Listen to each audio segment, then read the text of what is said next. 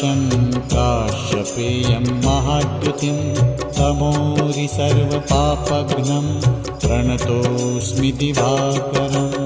ॐ ह्रां ह्रीं ह्रौं स्वः सूर्याय नमः।